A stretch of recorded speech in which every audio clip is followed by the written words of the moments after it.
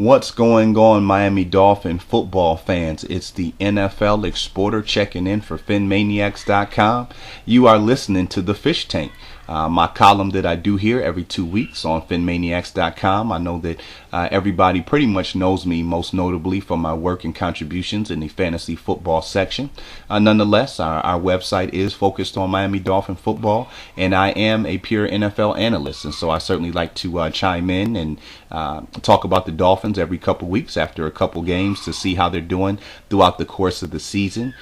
We certainly want to make sure to come to FinManiacs.com on a daily basis. Have a lot of guys working for the website doing a great job right down in Miami, able to get out to the practices, get in the locker rooms. They really have their fingertips right on what's going on with the Dolphins, and so certainly able to bring you a wealth of information and news on a daily basis. Right now, we are moving into week 6 of the NFL season. Thus far, the Dolphins have played 4 games. They've won 2 of those games, beating the New England Patriots and the Oakland Raiders. They lost 2 games against the Buffalo Bills and Kansas City Chiefs.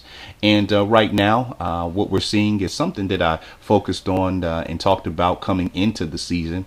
On paper, the Dolphins defense certainly had the names and the players to be a top 10 defense in the NFL this year. But we wondered would the offense be able to hold up their end of the bargain concerning a new offensive coordinator, a new running back, some injuries taking place on the offensive line, and overall, Ryan Tannehill entering his 3rd year, still trying to make the transition into a consistent quarterback. Last year, again, we talked about we love the 3,900 yards. Certainly love the 24 TD passes, but the 17 interceptions and the 3 fumbles lost kind of offset those numbers, and so we're certainly looking for him to be more consistent. And looking at the where the Dolphins are ranked in the NFL right now, the passing game seems to be the only thing that's really holding Miami back from maybe taking it to the next level or seriously being considered a playoff contender. Right now, they're ranked 5th rushing the football, averaging 142 yards a game. On defense, they're 9th against the pass, only giving up 215. They're 12th against the run, only giving up 107 yards a game. But what sticks out to you is they're ranked 23rd passing the football, only averaging 212 yards a game. Now, this is my take on things personally. You certainly want to play to your team's strength, and the Miami Dolphins running game has been very effective this year. So I certainly wouldn't expect for Miami to try to go away from that and pass the football more just to have them ranked higher. But I think the key here, when you look at the passing game, is they're going to need to convert on third down. Third down conversions are a big part of the passing football game. It keeps your drives alive. And then you're also going to need to make plays in the passing game when you need to. And so although right now Miami's passing game and Ryan Tannehill, his receivers, aren't clicking the way that I'm quite sure Dolphin fans want them to, until things can get better, they're going to have to convert on third down and make the big plays when necessary. When we take a look at this week's game, we have the Green Bay Packers coming to town. And looking at what Green Bay's doing right now, look, they're ranked 18th passing the football, 219 yards a game. But we know how capable Aaron Rodgers is of putting up big numbers. They're only ranked 25th rushing the football, only 89 rushing yards a game. And I certainly think that plays into the passing game not being as effective for Green Bay as they like. Green Bay is 7th against the pass, averaging only allowing opponents 208 yards, but they're ranked dead last, giving opponents 163 yards rushing the football game. I think losing B.J. Raji was a big loss for Green Bay. He certainly was the center block there on the defensive line for them. When we take a look at the injury report this week for Miami, Nosha Moreno was back practicing all this week. He is probable to play. I don't want to say I'm concerned, but we're certainly going to be keeping a close eye on Moreno because, number one, Lamar Miller has certainly done a great job in his absence. I think he finally has shown us and really had an opportunity to be the lead carrier to show us what he's capable of. But Moreno coming back in the lineup, he's going to have a brace on the arm that he had the dislocated elbow.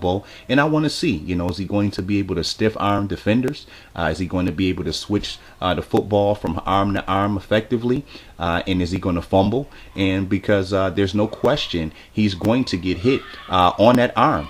There's no way, being a running back, that you're not going to get hit in your arm being tackled by defenders. And so we want to make sure that he can hold up. Don't know exactly how much of the workload Miami is going to try to put on him in his first week back in action.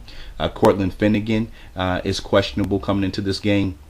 Pretty sure he's going to play. I seen on FinManiacs.com today that it's the same neck injury that he played with in the Oakland Raiders game, and that was 2 weeks ago. So I don't see any reason why the injury will be any worse. I think the other person we're taking a look at is Mike Wallace. Slight foot injury there. We need him at 100%. He's the most explosive player that the Dolphins have in their passing game, and this is one here where you're certainly going to need him to go out there and make plays. And so out of all the Dolphin injuries, those three guys really stood out to me. When we take a look at this game closely, I think we can obviously see the keys and the things that Miami needs to do to be successful. And it's all about execution, because this is a game here. If we're looking at how Green Bay is ranked, Miami should be able to do what's necessary. They should be able to run the football effectively against a defense that's ranked last. Running the football effectively will chew up time on the clock, keep Aaron Rodgers and that offense on the sidelines, and it will also wear the defense out. We talked about it. Miami doesn't need to pass for a ton of yards, but certainly converting on third downs and making the necessary plays when they need to is going to have to happen. And then obviously stopping the run. That certainly helps. You don't want Eddie Lacy to get going, because then play action is going to open up for Aaron Rodgers. And obviously you want to get pressure on Aaron Rodgers. We've seen these elite quarterbacks become rattled. They start throwing the football inaccurately, start rushing their passes. They just get uncomfortable back there. And without question, Cameron Wake and that Miami defense can certainly do that. And so I think this is a game that Miami is in perfect position to win.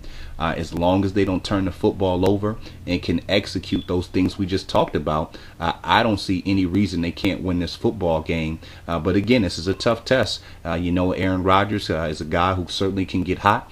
Green Bay's offense has been playing with a lot of confidence, and they're fresh off of 10 days rest as well. They played last Thursday, so we got two pretty fresh teams coming into this one. I think the Miami Dolphins can pull out a stunning victory at home. I'm going to take the Dolphins this week, winning this one 27-24. Once again, I am the NFL Exporter, checking in for FinManiacs.com.